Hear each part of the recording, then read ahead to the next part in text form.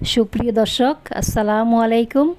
আপনারা যে যেখান থেকে আমার এই ভিডিওটি দেখছেন, আপনাদের সবাইকে আন্তরিক শুভেচ্ছা এবং ধন্যবাদ। বরাবরের মতো আজ আমি আপনাদের জন্য আরেকটি নতুন রেসিপি নিয়ে আসছি। আমার আজকের রেসিপি কাউনের চালের পায়েস। এতই সুস্বাদু এবং মজার, যা আপনি না খেলে বুঝতেই পারবেন না।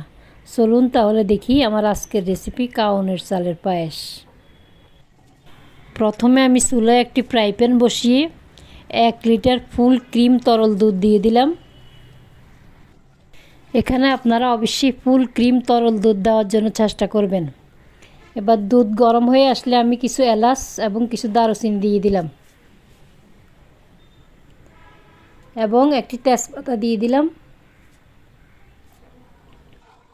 এবার আমি ভালো করে নেড়ে জাল দিতে থাকবো।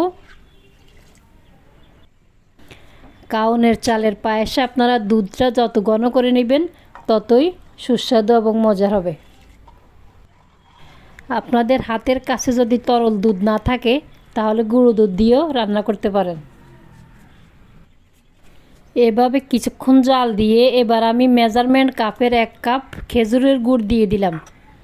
এখানে আপনি গুড়ের পরিবর্তে চিনিও ব্যবহার করতে পারেন, তবে খেজুরের গুড়ের পায়েস খুবই সুস্বাদু এবং মজার হয়।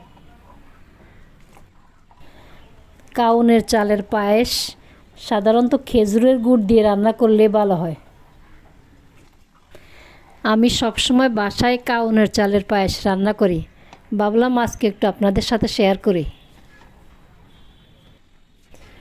এভাবে কিছুক্ষণ নেড়ে চেড়ে গুড় আর দুধ ভালো করে জাল দিয়ে নিলাম। এবার আমি মেজারমেন্ট কাপের 1 কাপ কাউনের চাল নিয়ে ভালো করে পরিষ্কার করে ধুয়ে নিলাম। ধুয়ে 10 মিনিটের মতো ভিজিয়ে রেখেছি। 10 মিনিট পর আমি একটি চালনিতে রেখে ভালো করে চেকে নিয়েছি। এবার আমি দুধের মধ্যে কাউনের চাল দিয়ে দিলাম, দিয়ে ভালো করে নেড়ে চেড়ে দিলাম। কাউনের চাল দিয়ে এবার আমি ভালো করে নেড়ে চেড়ে দিয়ে থাকলাম, যেন পড়ে না যায় এবং তলানিতে না লেগে যায়। এবার আমি হাফ চা চামচ লবণ দিয়ে দিলাম। মিষ্টি খাবারে লবণ স্বাদের পরিমাণটা দ্বিগুণ বাড়িয়ে দেয়। এভাবে প্রায় 8-10 মিনিটের মতো জাল দিয়ে ভালো করে রান্না করে নিলাম।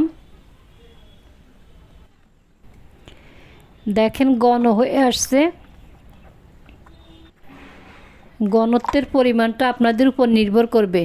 আপনারা যদি ঘন খেতে চান তাহলে ঘন করে নেবেন, না হয় যদি পাতলা খেতে চান তাহলে পাতলা রাখবেন। এবার আমি 2 টেবিল চামচ গুঁড়ো দুধ দিয়ে দেব। 2 টেবিল চামচ গুঁড়ো দুধ দিয়ে দিলাম। দিয়ে ভালো করে নেড়ে চেড়ে মিশিয়ে নেব। কিছুক্ষণ নেড়ে চেড়ে ভালো করে মিশিয়ে নিলাম। দেখেন হয়ে গেল আমার কাউনের চালের পায়েস। খুবই সুস্বাদু এবং মজার একটি রান্না। এবার আমি পরিবেশনের জন্য একটি বাটিতে নিয়ে নেব।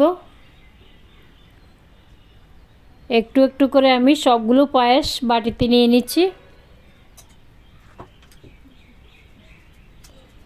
এখানে আমি পায়েসটা একটু ঘন করে রান্না করেছি, যেহেতু আমার কাছে একটু ঘন খেতে ভালো লাগে। আপনারা চাইলে আর একটু পাতলা করে নিতে পারেন। এবার আমি কিছু কিশমিশ দিয়ে দিলাম। আশা করি ভিডিওটি আপনাদের ভালো লাগবে। আবারও দেখা হবে। আসসালামু আলাইকুম।